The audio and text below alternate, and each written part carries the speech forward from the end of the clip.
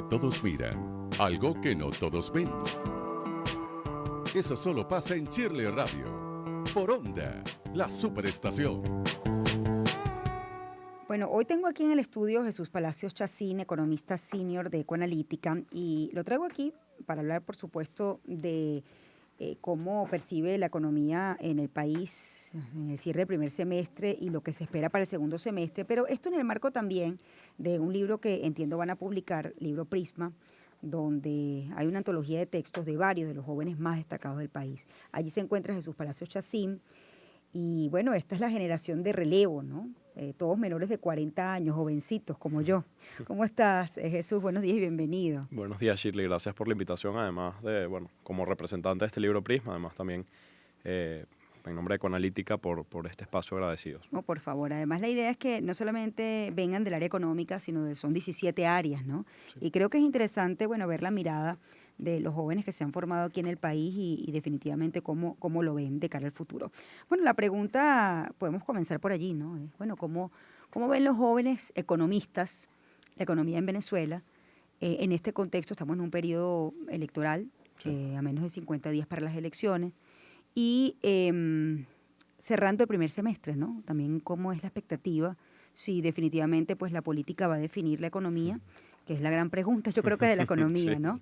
Pero ¿cómo lo percibes tú? Sí, mira, aquí poniéndome un poquito, tanto de Prisma, un poco lo que hablamos y la coyuntura, que la seguimos mucho en Ecoanalítica, es difícil y a veces incluso sería fastidioso un país que esté muy marcado su coyuntura económica por el acontecer político, porque para nosotros los economistas eso se llama algo en los modelos económicos que son variables exógenas, o sea, algo que no está dentro de lo que te gustaría meter como créditos, consumo, y la política juega, bueno, lo llamamos el elefante en la sala, pues está presente en el acontecer económico de forma muy importante, sobre todo con unas elecciones presidenciales como las de este año, ¿no? A pesar de eso, nosotros pensamos que la tendencia de crecimiento fuerte que tuvo Venezuela en el periodo 14-20 ya marcó una base, un punto de inflexión, a partir del cual ha habido crecimientos moderados que han costado que sean realmente estables, pero la aspiración que tenemos es que al final esta elección sirva de un punto de encuentro, de conciliación de varios puntos políticos que permita de alguna manera que el país definitivamente pase la página. Y yo al final lo digo, no se trata de un resultado electoral, se trata de las condiciones al final en las que ocurra, si genera realmente reconocimientos internacionales, que es donde tenemos las principales, digamos, limitaciones para operar, digamos, de forma normal en los mercados, pues esa elección va a servirle al país, ¿no? Si va en otro sentido, pues obviamente que se va a complicar de nuevo la economía. A pesar de eso, no pensaría que la peor parte pasó, o sea, que la economía cayó en un punto mínimo ya en el 20 y a partir de ahí ha tenido un crecimiento que podría haber sido mucho mayor, y que decirlo Shirley, pero a pesar de ello ha tenido una fase de crecimiento moderado insisto, ojalá que la tendencia se mantenga más bien hacia un crecimiento mayor y no que vayamos en sentido contrario. ¿Qué ha contribuido a ese ligero crecimiento que hemos tenido, ¿no? Entendiendo, bueno, que durante mucho tiempo pues se ha tenido un mismo sistema político, ¿no? Sí, creo que al final en ese sistema político también hubo algunos cambios que dieron paso a un pragmatismo en lo económico, a la liberación de muchos de los controles de precios, de cambio que conocíamos. Se aplicó un nuevo convenio cambiario que facilitó la libre transaccionalidad de monedas. Particularmente creo que ahí la dolarización jugó un rol clave porque facilitó un arranque de nuevo del consumo, que ha sido de los sectores, además el sector comercial, que más se ha movido. Entonces al final tuviste por ahí un repunte y creo que, bueno, cuando pasa la peor parte, que está también muy marcada, años de crisis y la pandemia llega a agudizarla, tienes entonces esa capacidad de recuperación que permite la dolarización, bueno, una economía que empezó, como en América Latina, a tener un efecto rebote post-pandemia, y eso facilitó que la dinámica cambiara un poco, ¿no? O sea, te citaría liberación de controles, dolarización, y también ese rebote post-pandémico, pues, contribuyó a que la economía tuviera un mejor desempeño, ¿no? En los últimos años. Los jóvenes hoy están más interesados en la economía o en la política. Es decir, independientemente del sistema político que se tenga, el joven hoy en Venezuela, en estas condiciones, puede tener opción de crecimiento, digamos, profesional, personal, hoy en día, tal como están las condiciones. Sí, mira, es un mercado difícil, yo lo digo además con muchos amigos y en el entorno en el que me muevo, pues en el que la oferta laboral no es masiva, en que los ingresos, Shirley, tienen dificultades para cubrir la canasta básica de bienes y servicios que está en torno a los $1.100. Entonces tú sabes que lo que esté por debajo de $1.100 probablemente, ojo, esto es de un hogar, pero probablemente una persona no tenga capacidad de cubrirlo. Entre dos, bueno, cuesta, pero... y ahí la oferta laboral pues es restringida justamente para tener capacidad de cubrirlo, ¿no? Yo creo que sí hay oportunidades, yo creo que es un mercado en el que los jóvenes, en la medida en la que se preparan más, se especializan, tienen capacidad de generar valor agregado. Yo creo que hay muy buenos ejemplos de gente que lo está haciendo. En este libro recogemos a varios de los que han generado valor agregado en sus distintos sectores, en política, en sociología. Incluso son 18 sectores ahora porque se sumó también comunicación social. Entonces tienes distintos enfoques de gente que sí está generando valor agregado. Es un mercado con menos oportunidades o con oportunidades más restringidas, pero en la medida en la que tú, que es una máxima al final también de los mercados, tienes más capacidad de especializarte, de destacarte en algo, pues vas a tener también oportunidades sí, distinguirte en este Sí. espacio, ¿no? Ahora, la pregunta es, el joven que se gradúa en la universidad y tiene un título universitario, la pregunta es, ¿cuál es la constancia en que pueda ejercer su profesión y vivir de ello, o Sí. que tenga que tener varias alternativas para poder, digamos, subsistir? Es decir, y también, bueno, como ha estado, digamos, compuesto estas políticas en el pasado, los jóvenes se desprofesionalizaron, es Sí. decir, prefirieron tomar o hacer otras cosas que ejercer su carrera, ¿no? A este punto, ¿cómo estamos? Es decir, un profesional que se gradúa puede pensar en hacer una carrera empresarial en Venezuela. Mira, nosotros hemos seguido mucho los trabajos complementarios, el matatigrismo informalmente, ¿no? Ujú. Y es muy común que en la gente de la generación, tú tienes casi, bueno, hace un año que teníamos el último dato, casi 50% de la gente tenía un trabajo complementario. Y eso, cuando lo ves en agregado, efectivamente, bueno, en tu entorno de amigos, en el entorno social, tienes mucha gente que tiene varios trabajos para cubrir y tener un nivel de vida más o menos adecuado a lo que probablemente estuvo su familia o lo que aspiracionalmente buscaba también, ¿no? Eso lo seguimos viendo. Creo que sí hay espacio en el entorno empresarial. Yo siempre digo que al final uno tiene que plantearse, bueno, ¿dónde están las áreas de oportunidad? ¿Dónde vemos nosotros, comparando de repente con experiencias de afuera o incluso sin tener experiencias de afuera, qué podemos leer, en investigar, que son necesidades que tiene el mercado que no están cubiertas acá? Y si lo planteas desde ese punto de vista, un poco desde el vaso medio lleno y la oportunidad que tienes de agregar valor en otras cosas, creo que sí, y he visto muchísimos ejemplos de gente que ha destacado con ideas que aplican en el mercado, que a veces son hasta de fácil aplicación. Tienes muchas aplicaciones de delivery, Ujú. movilidad, que son de las comunes, pero incluso las alternativas de microfinanciamiento, hay alternativas ahora de microseguros, hay espacios en los que generar valor y que eso te permite al final destacar en un área. Y yo al final creo, Shirley, que sí, se trata a veces de hacer un poco de research, de meterte un poquito a entender cuáles son los problemas, las necesidades y cuáles pueden ser las soluciones del lado o sea, del lado empresarial, Sí. ¿no? ¿Sigue siendo Venezuela un país dependiente del petróleo? Sigue siendo, la verdad es que es una economía que Mm. su boom más o menos, su ciclo de crecimiento, como se le llama, el ciclo económico, está muy marcado por el desempeño económico. Seguimos todavía y hablamos de crecimientos bajos porque el petróleo o el sector energético no ha crecido en la manera en la que hubiéramos aspirado desde el 2020. A pesar de eso, la producción pasó unos 500.000 barriles en ese año en promedio, ahora unos 800.000.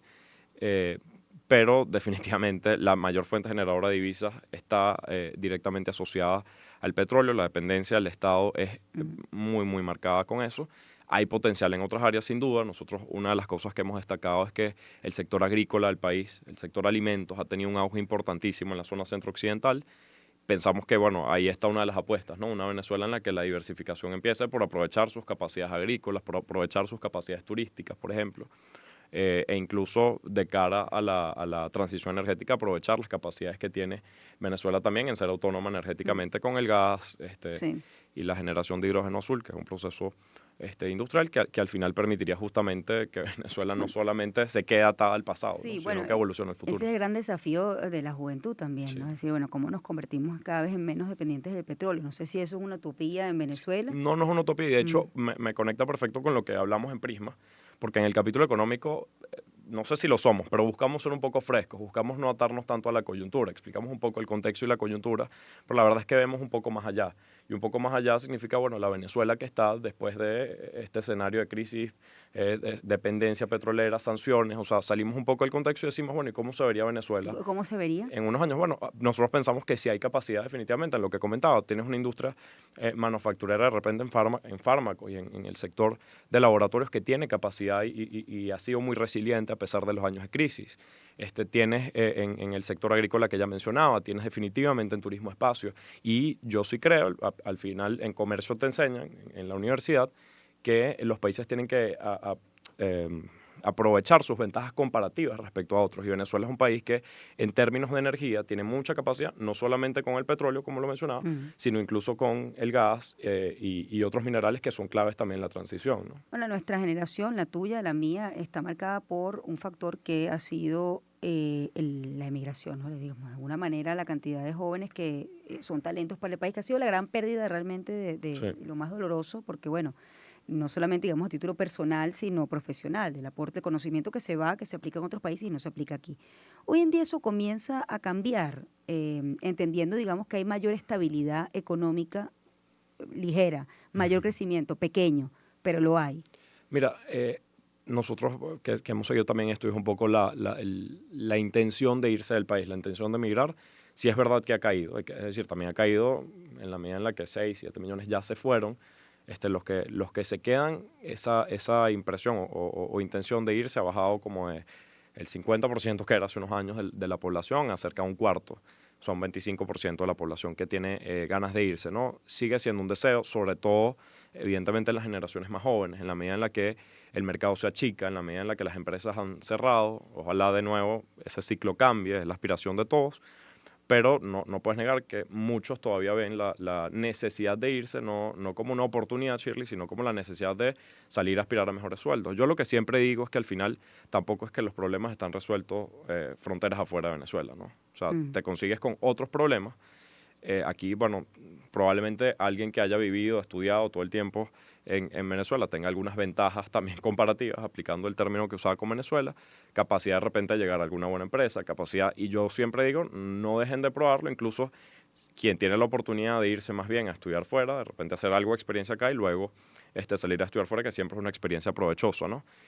Pero hay que decirle, hay mucha gente que no es para ellos una oportunidad, sino una necesidad salir y explorar, bueno, en otras fronteras oportunidades de más ingresos y masificar quizás, o sea, es más masiva la oferta laboral, eso sí es verdad, pero yo, bueno, creo que no lo deben dejar de intentar. Aquí se abren algunas oportunidades en el mercado. Fíjate, hablando de oportunidad, ¿no? Alguien que se acerca, un joven que se acerca a Prisma, ¿no? Al libro, ¿no? Y dice, bueno, yo quiero quedarme en Venezuela, quiero crecer, pero no tengo cómo hacerlo porque no tengo acceso al financiamiento, ¿no? ¿Cómo crecemos sin financiamiento? Ese es, sin duda, Shirley, uno de los principales cuellos de botella y para nuestra generación es muy duro, porque comprar un vehículo, comprar una vivienda se hace complicado, ¿no? De ser independiente, ¿no? En general, efectivamente. Mira, queda a nosotros aplicar las buenas prácticas de finanzas personales, o sea, ser muy cómodo en los gastos. Yo siempre lo digo, esto de que se ha puesto muy de moda los gastos hormiga. Bueno, ¿cómo controlo esos gastos hormiga? Esos pequeños gastos, que si me tomo un café allá, que si me merezco este almuerzo, que si me compro este postre todas las tardes. Bueno, a nosotros nos ha tocado aplicar realmente la eficiencia financiera, pero desde la lógica empírica, o sea, cómo aprovecho el dinero que no me alcanza para todo. Entonces hay que priorizar muy bien los gastos, hay que entender muy bien, alinearlo muy bien con tus objetivos de mediano plazo. Si mi objetivo de mediano plazo es pensar en un viaje en diciembre, entonces, bueno, hago una planificación en el año para poder cumplir con ese viaje. Si mi objetivo de mediano plazo es más bien comprarme un carro, bueno, es un poco más forzado, pero la verdad, hoy hay algunas alternativas con la banca, no es el punto principal de esta conversación, pero oye, tocar puertas con la banca, empezar a mover las cuentas en bolívares y en dólares locales, porque también eso te ayuda a crear un historial que puede ser atractivo después para solicitar crédito. Entonces, tienes que empezar a pensar también un poco en esa lógica, pero yo me devuelvo un poco a las básicas de las finanzas personales. O sea, prioriza gastos y luego, bueno, intenta crear una relación con la banca que te genere oportunidades de crédito. Vamos a cerrar. Estoy conversando con Jesús Palacios Chacín, economista senior de Conalítica. Bueno, la generación de relevo. Aquí Asdrúbal me dijo, mira, yo quiero que el país escuche la generación de relevo de Conalítica, ¿no? Ya como que te está dejando el coroto, ¿no? No, para nada. Le queda mucha vigencia. Sí, así es. Joven todavía, joven como nosotros. Jesús, pero me parece pareció interesante realmente cuando él me escribió a presentarme este proyecto, porque bueno, estos son los jóvenes que están aquí de distintas áreas, ¿no? Y quiero que hablemos de esa experiencia como para cerrar y acercar a la gente, bueno, esta visión de la economía, una visión, digamos, fresca, una visión distinta de jóvenes que se quedaron, que bueno, que tienen una visión del país, ¿no? Quiero que cerremos con ese trabajo que hicieron en Prisma. Mira, sí, yo creo que lo destacable es como desde distintas áreas intentamos y como Prisma justamente lo que busca es reflejar Sí. el color del arco iris de distintas áreas y distintos puntos de vista de cómo hemos visto el país. O sea, vemos el país desde lo desagregado, que lo ve cada uno, como te decía, en política, en sociología, incluso en las artes, que creo que es una visión que nos ha faltado en los últimos años fortalecer y enfocar más, y cómo, así como un todo, se ve de cara a los próximos años. Entonces buscamos desde la mirada joven, desde la mirada de gente que tiene todas menores a 40 años, como tú decías, 18 áreas, que expliquen y reflejen un poco no solamente el país que vivimos, sino el que nos imaginamos a futuro. ¿Este libro cuándo sale? ¿Ya se publicó? Va a salir el 18 de julio, tenemos un acto en los espacios de Trasnocho, ahí todavía está terminando de coordinarse algunos detalles logísticos, pero la aspiración es que ya muy pronto esté disponible. Bueno, maravilloso. Por aquí van a pasar en el programa, incluso antes de esa fecha, estas 18 áreas. Me parece maravilloso tener la visión de los jóvenes que están en el país, que están trabajando y bueno, cómo lo miran según su área de especialidad. Te agradezco mucho, Jesús. Jesús Palacio Chacín, economista senior de Econalítica, @jpalacio.ch, por allí lo puede también conseguir, consultar. Me parece que lo de la economía de hormiga, dijiste, ¿no? Gastos hormiga. Gastos hormiga, es un buen tema. Vamos a ver si te traemos próximamente, si dejo de fastidiar a Asdrúbal Oliver. Gracias. 7:28, vamos a hacer una pausa, ya volvemos. Son más de 100.